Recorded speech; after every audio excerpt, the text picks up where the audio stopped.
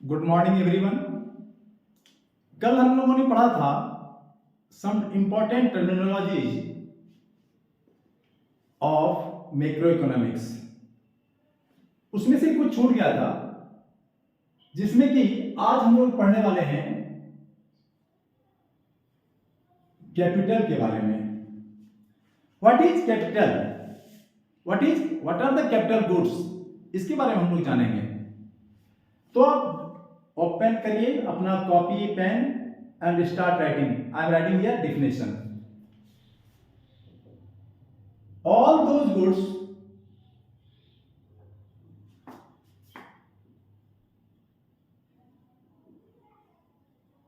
which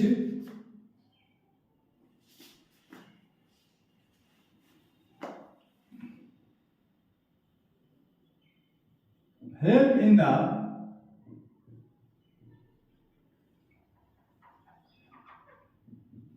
production of other goods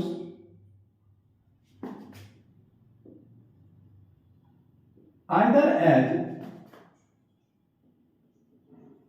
fixed asset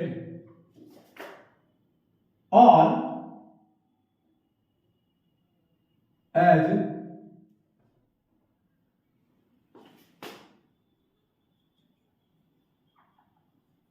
inventory. What I have written here? All those goods which help in the production of other goods either as fixed asset or as inventory.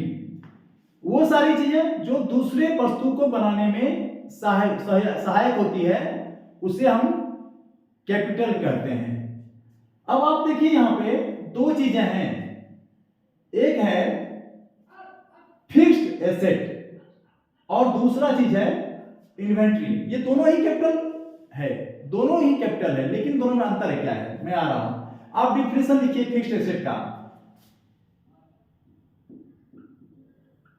Fixed asset या और you can write here fixed capital also, both are same, fixed asset और fixed capital. Fixed assets are those goods which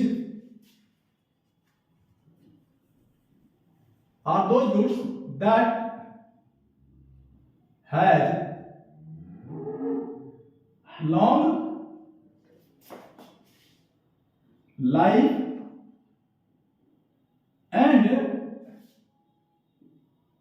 can be used again and again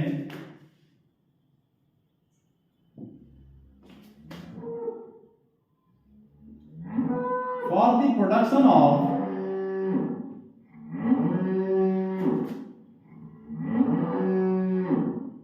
other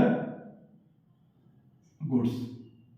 दूसरे goods के क्या लिखा मैंने? Fixed assets are those goods that have हो जाएगा, ठीक है, that have long life and can be used again and again for the production of other goods. अब एग्जांपल आप लिख लीजिए इसका। Example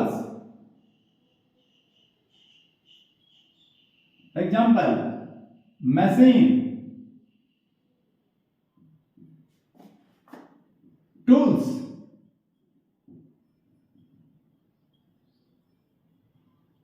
implements,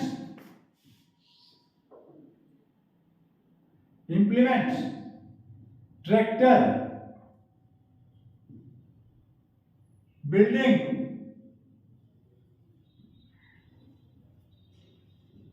etc. ये सारे चीज आते हैं फिक्स्ड एसेट के तहत। ये कैपिटल के भी एग्जांपल हैं, लेकिन these examples are for the fixed capital और फॉर द फिक्स्ड एसेट। इसका खासियत क्या है?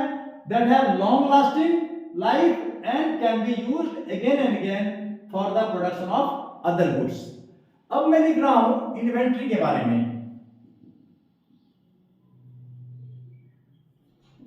Inventory, all those goods which take part itself in the production process, or simply you write inventory is raw materials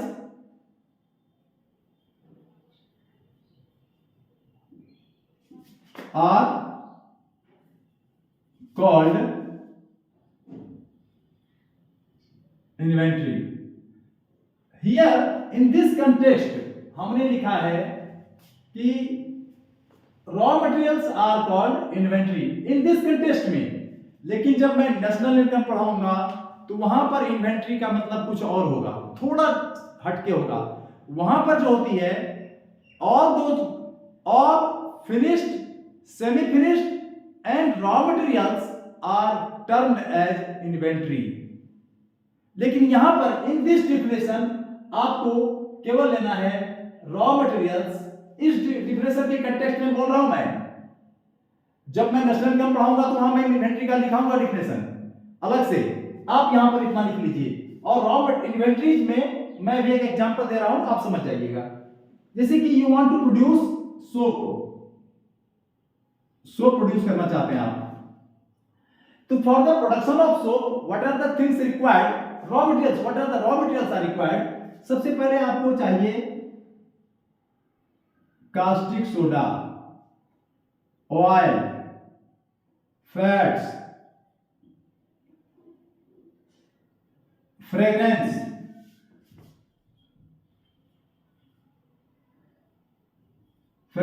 in the form of liquid आता है, और water.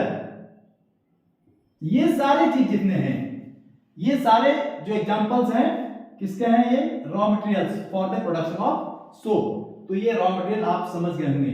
Suppose you want to produce flour, you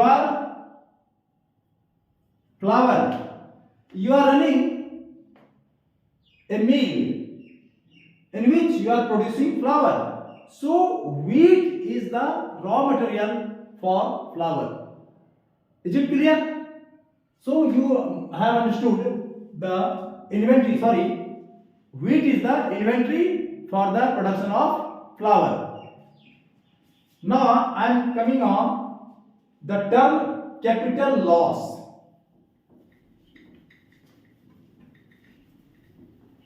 I am removing this.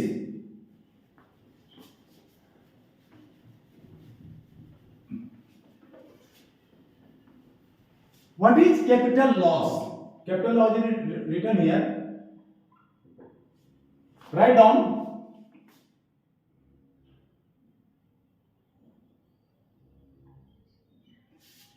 Destruction of fixed asset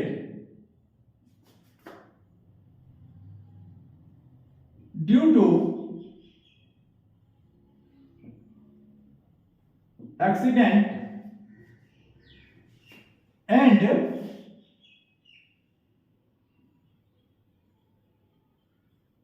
natural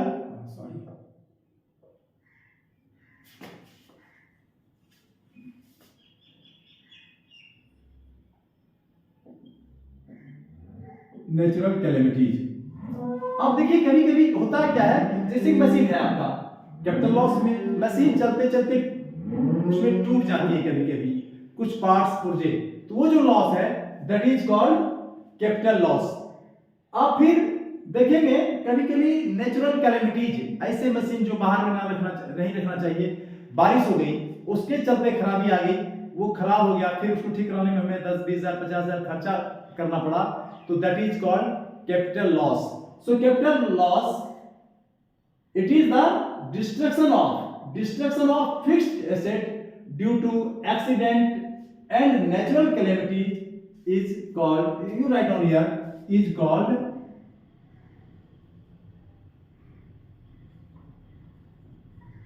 capital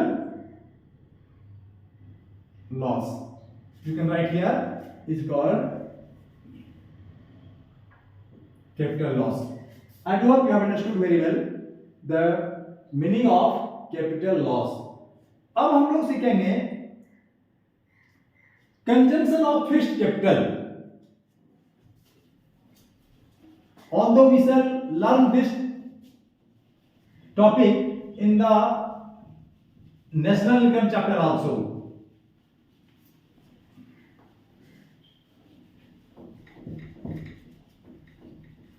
Write down consumption of fixed capital.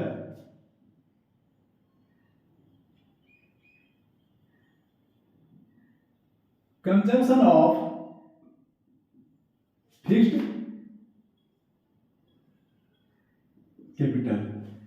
ये consumption of fixed capital को हम लोग it is also known as depreciation.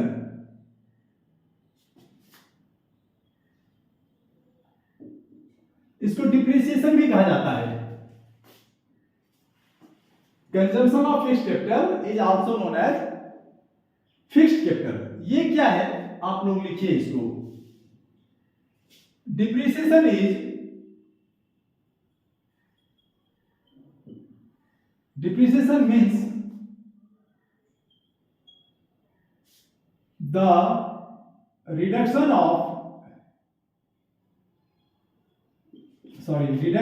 in the value of fixed capital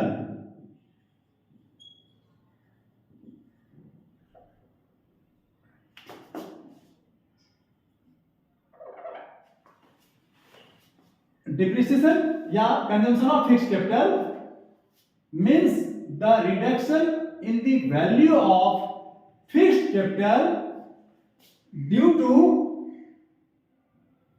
or on account of, in lieu of, कुछ भी लिख सकते हैं आप, any phrase you can use here, due to wear and tear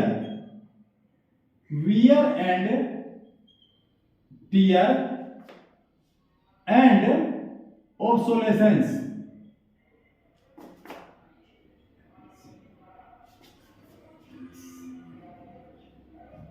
LESCENCE. Obsolescence. What have you done? Depreciation या consumption of fixed capital means the reduction in the value of fixed capital due to wear and tear। आप इसको अच्छी तरह से समझ लीजिए। wear and tear का मतलब होता है घिसावट होना। when you are using your fixed capital, अगर आप ट्रैक्टर फार्मर हो सपोज और आप ट्रैक्टर यूज कर रहे हो या आपने ट्रैक्टर खरीदा है, कोई आप ड्राइवर आपका चला रहा है, तो एक अभी नया में मान लिया जाए 8 लाख में खरीदा या 10 लाख में परचेज किया, एक साल के बाद उसका वैल्यू उतना नहीं रह जाती है। क्यों ऐसा होता है? Due to wear and tear, उसमें बहुत सारे पार्ट घिस जाते हैं, इसीलिए उसकी वैल्यू रिडक्शन हो जाती है।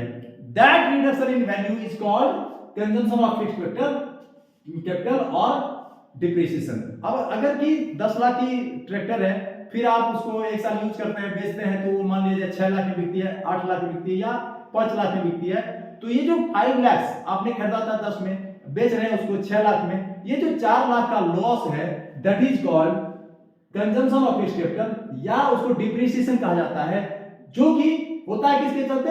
wear and tear के चलते, घिसावट के चलते। एंड और एक चीज होती है, समटाइम्स कुछ फिक्स्ड एसेट ऐसे होते हैं, फिक्स्ड कैपिटल ऐसे होते हैं, कंजम्पशन ऑफ फिक्स्ड कैपिटल इस तरह का होता है कि मान लिया जाए आउट ऑफ वोग, VOGUE, वोग मतलब चलन से बाहर हो जाता है, मान लिया जाए वो नॉट इन द वोग। आपने देखा होगा कि राजदूत मोटरसाइकिल, ये तो मशीन ही है ना, SD मोटरसाइकिल, जावा पहले हुआ करता था, आप लोगों को शायद नहीं हो लेकिन जानकारी में, लेकिन हमारे जमाने में था। दे आर ऑब्सोलेसेंस का मतलब होता है outdated with the machines which are not in use in right now। बहुत सारे कंप्यूटर के, पुराने कंप्यूटर में जो सॉफ्टवेयर था अभी नहीं है, वो सब कंप्यूटर बेकार पड़े हुए, कचरा में चला गया। तो लेकिन वो तो मेरा, जब आपने किसी ने खरीदा होगा तो उसमें कैपिटल तो लगा होगा, पैसा तो लगा होगा, वो उसकी कोई अहमियत नहीं है। अभी बहुत सारे मोटरसाइकिल आप देखेंगे, राजदूत अभी थोड़ी बहुत चलती है, आपने देखा होगा, अब वो ऑब्सोलेसेंस हो गया। वो खरीदा था 40,000 में या 25,000 में, अब उसको किलो की दर से बेचते हैं, तो यानी 2,000 या 3,000 प्राइस देता है उसका मात्र। बहुत सारे बजाज जो स्कूटर हुआ करते थे आउटडेटेड हो गया, उसकी भी कीमत वही है। अब 1000 2000 3000 में लोग उसको कबाड़ वाले के यहाँ बेच देते हैं। तो ऑब्सोलेसेंस यही है, the capital goods which are now outdated, obsolete हो गया, ऑब्सोलेसेंस हो गया, वो उस टेक्नोलॉजी का अभी कोई जरूरत नहीं है। तो उसके चलते जो लॉस बियर करता है एक owner, that is called capital consumption of fixed capital और डिप्रिसिएशन। तो डिप्रिसिएशन दो काउज से होता है, एक वियर एंड टियर के चलते और दूसरा ऑब्सोलेसेंस। ऑब्सोलेसेंस आपने समझ गया होगा। तो अब समझते हैं कि कंजम्पशन ऑफ फिक्स्ड कैपिटल आप अच्छी तरह से समझ गए होंगे। इसका यूज है ग्रॉस से नेट, नेट से फिर ग्रॉस बनाते हैं, जीडीपी से हम लोग जीएनपी बनाएंगे, लेटर ऑन ये सब आप समझेंगे, अभी नहीं बताऊंगा मैं। इसका यूज है measurement of national income chapter में। अब हम पढ़ाएंगे आपको कैपिटल फॉर्मेशन। कैपिटल फॉर्मेशन, आप लिखिए इसका definition. What is capital formation? Write down, addition to दी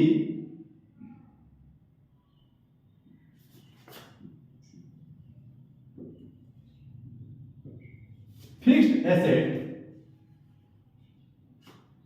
और fixed capital, addition to the fixed capital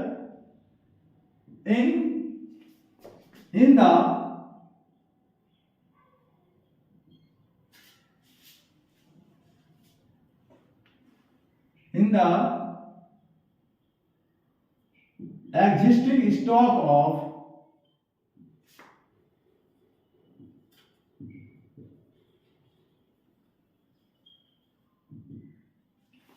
addition to the fixed capital in the existing stock of capital। आप देखेंगे किसी के पास एक tractor है, वो कैपिटल है, वो एक साल मेहनत से दूसरों की खेत जोत करके या भाड़ा में कमा के, रोड पे कमा के वो दूसरा ट्रैक्टर साल भर में खरीद लेता है। तो वो क्या चीज हुआ? Addition to the fixed asset हुआ, फिक्स्ड कैपिटल, क्योंकि ट्रैक्टर एक कैपिटल है, फिक्स्ड कैपिटल है। इन दी एग्जिस्टिंग, अब उसकी existing EX sorry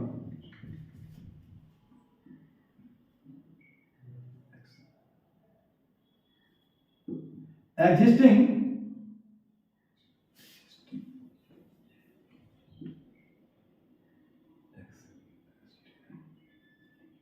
existing stock of fixed capital, जो उसके पास एक ट्रैक्टर था अब उसके पास दो हो गया, तो ये एडिशन जो हुआ of fixed capital, that is called capital formation. उसने एक और ट्रैक्टर का फॉर्मेशन किया, परचेज किया, ये जोड़ा उसने। This addition to the fixed capital in the existing stock of fixed capital is called capital formation. आप समझ गए? आप देखेंगे कोई कोई व्यापारी एक बिल्डिंग खरीदता है बाजार में, अब फिर कुछ दिन की कमाई से 2 साल 5 साल में दूसरा बिल्डिंग लेता है, वो बगल में खरीद लेता है। तो क्या हुआ? This is the addition, buildings are fixed capital, addition to the stock of existing capital, fixed capital. तो this addition is termed as capital formation. अब हम लोग एक इंपॉर्टेंट टर्म है उसको समझ लीजिए, आगे काम आएगा, ट्रांसफर पेमेंट। ट्रांसफर पेमेंट्स, इसका काम है नेशनल इनकम चैप्टर में, आप लोग नोट डाउन कर लीजिए। पेमेंट्स, या एक नंबर का बोर्ड में एग्जाम पूछता है इसको, payments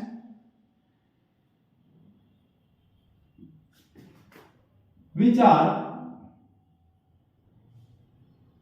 paid to the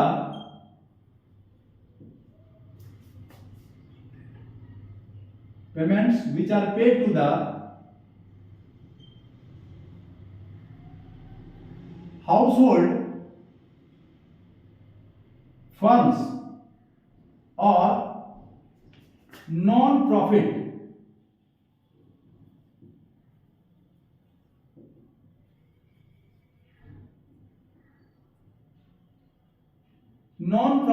institutions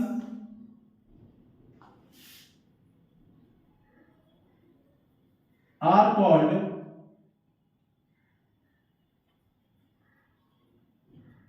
transfer payments, are called transfer payments. ध्यान दीजिएगा, पेमेंट्स विच आर पेड, और मेड यहां दे दीजिए, अच्छा रहेगा, पेड नहीं दीजिए, which are made to the household firms और non profit institution are called transfer payment without, एक चीज और जोड़ दीजिए इसमें, यहां पे थोड़ा सा मिस्टेक हो गया, profit organization without rendering any productive services,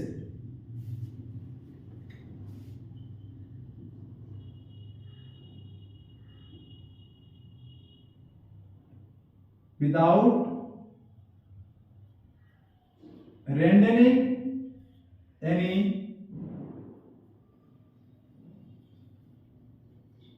productive services are called transfer payment।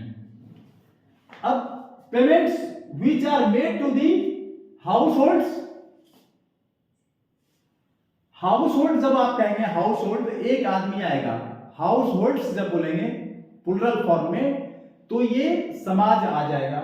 Firms producing unit that produces goods and services, और नॉन प्रॉफिट इंस्टीट्यूशंस, बहुत सारे इंस्टीट्यूशंस ऐसे हैं जो कि नॉन प्रॉफिट के लिए नहीं करते हैं, वो वेलफेयर के लिए करते हैं, सर्विस ऑफ द पीपल के लिए रन करते हैं institutions.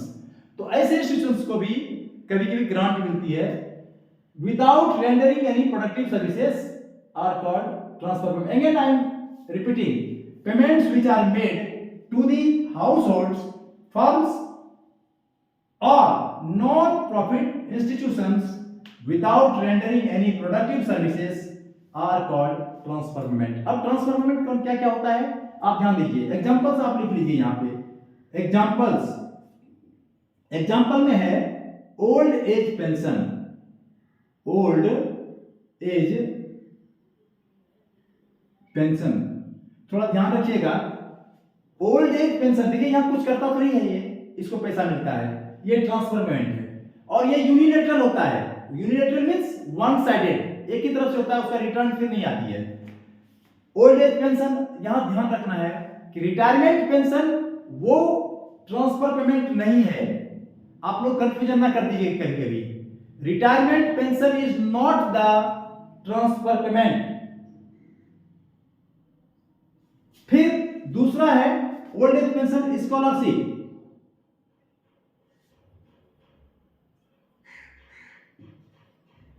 Scholarship student gets scholarship without rendering any productive, वो कुछ करता है क्या सरकार के लिए, they do nothing, even then they get money. तो ट्रांसफर पेमेंट्स का पहला हो गया ओल्ड एज पेंशन, दूसरा हो गया स्कॉलरशिप, फिर तीसरा आता है ग्रांट्स, ग्रांट्स आता है ये बाहर से, कभी कभी अर्थक्वेक होती है हमारे देश में तो बाहर से बहुत सारे देश देते हैं रुपया, तो वो फिर ट्रांसफर पेमेंट्स में वो फिर रिटर्न नहीं, दैट इज वो रिटर्न नहीं किया जाता है, वो ग्रांट्स होता है। तो ये old age pension, scholarship, grants, these are the example of transfer payment. मैं इंपॉर्टेंट टर्मिनोलॉजी बता रहा हूं केवल, जिसका कि आगे काम आएगा नेशनल इनकम चैप्टर में, तो आप ट्रांसफर पेमेंट आपने समझ लिया होगा। अब मैं बता रहा हूं दो टर्म और आज आप जान लीजिए, बहुत ही इंपॉर्टेंट है, that is investment and expenditure. मैं यहां पर उसको क्लियर कर रहा हूं।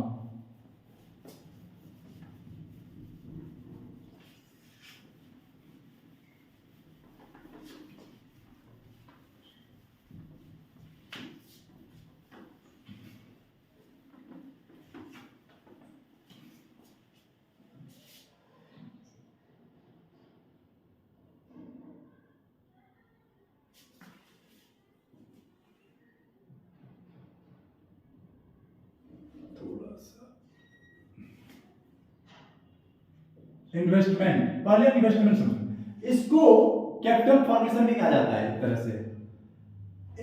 इन्वेस्टमेंट एंड एक्सपेंडिचर मैं लिख लेता हूं इसको, ये दो टर्म है उसको मैं क्लियर कर देता हूं। बोथ इन कंडीशन में, इन्वेस्टमेंट में और एक्सपेंडिचर में मनी एक्सपेंसेस होते हैं, यहां भी मनी एक्सपेंसेस है।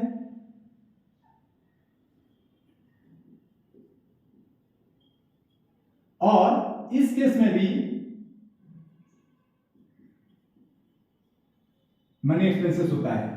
लेकिन what is the difference between खर्चा करना, इन्वेस्टमेंट में भी मनी का खर्चा करना, पैसा का खर्चा करना, और एक्सपेंडिचर में भी पैसा का खर्चा करना होता है। लेकिन अंतर क्या है दोनों में देखिए। सपोज एक एग्जांपल मैं दे रहा हूं इन्वेस्टमेंट का और एक्सपेंडिचर का, आप समझ लेंगे।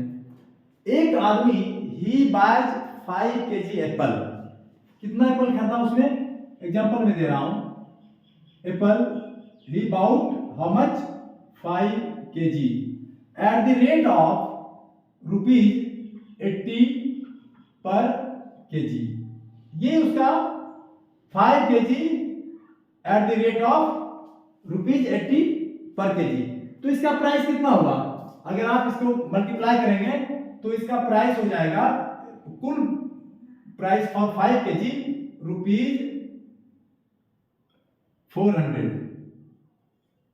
₹400 होगा इसका। अब आप इस आदमी ने क्या किया कि इसको 100 रुपया के किलो के दर पे फिर बेच दिया इसको। ही गॉट ₹500, 100 रुपये पे 5 kg का था, 500 रुपया होगा, तो 400 रुपया उसका था कॉस्ट, परचेजिंग कॉस्ट। तो उसने अर्निंग कितना किया यहाँ पे, ₹100। This is called returns. तो आप लिखिए इसका डिफिनेशन, मैं लिख देता हूं। Investments are those money expenses that give always returns, ये रिटर्न्स देगा।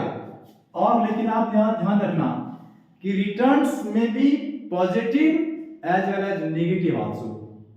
मैं इसको क्लियर कर रहा हूं, अगर आप डिफिनेशन लिखना चाहते हो तो मैं लिखा देता हूं। इन्वेस्टमेंट्स आर मनी एक्सपेंसेस, मैं लिख देता हूं डिफिनेशन, आप लोग लिख लो, समझ में अगर आ गया होगा तो कोई जरूरत नहीं है, लेकिन अगर आप चाहते हैं लिखना तो लिख सकते हैं।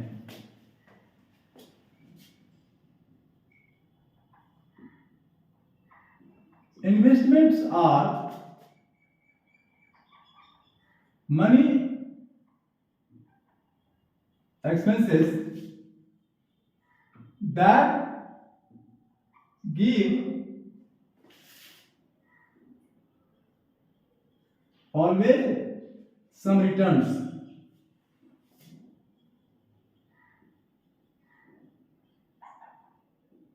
some returns।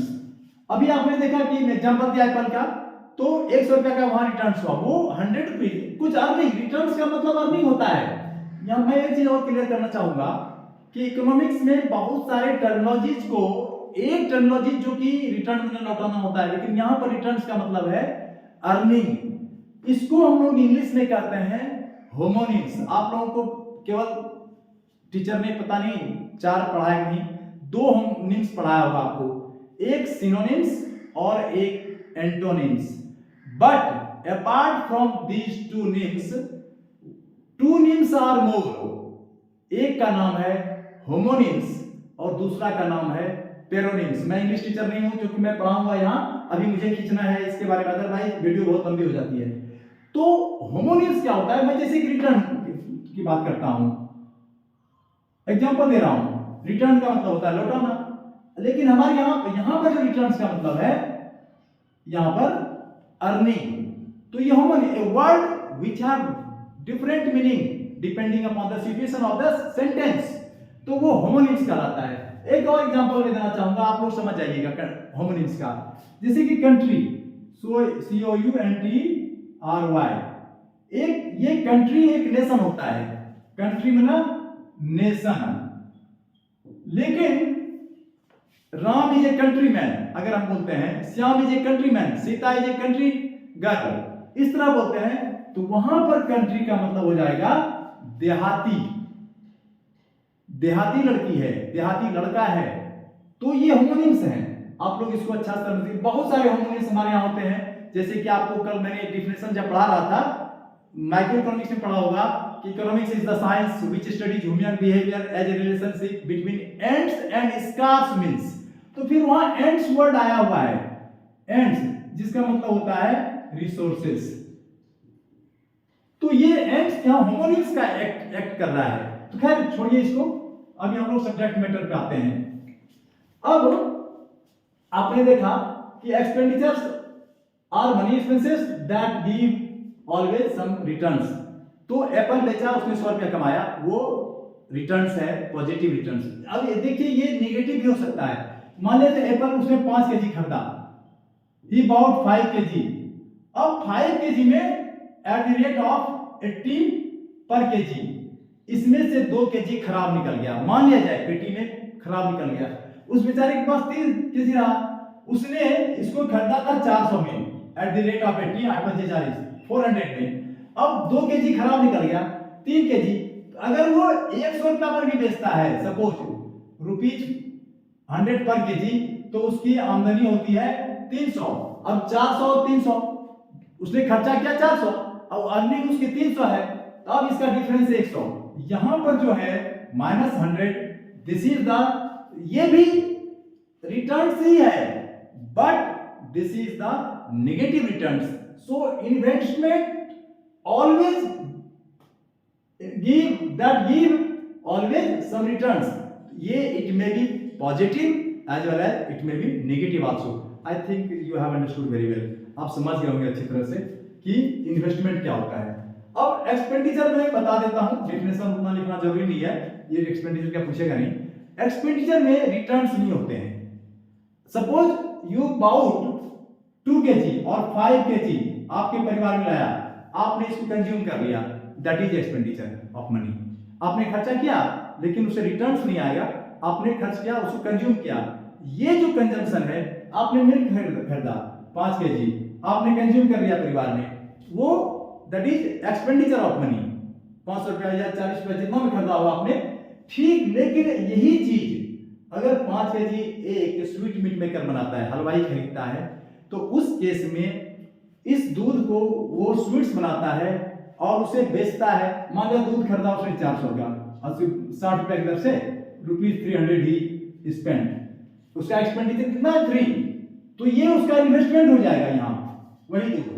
चलिए इसको नहीं देखना है, हम लोग को देखना ये है कि expenditure doesn't give any returns, money expenses that doesn't give any returns is called expenditure. I think you have understood very well all the terminologies. अब हम लोग दूसरा चैप्टर स्टार्ट करेंगे नेक्स्ट डे।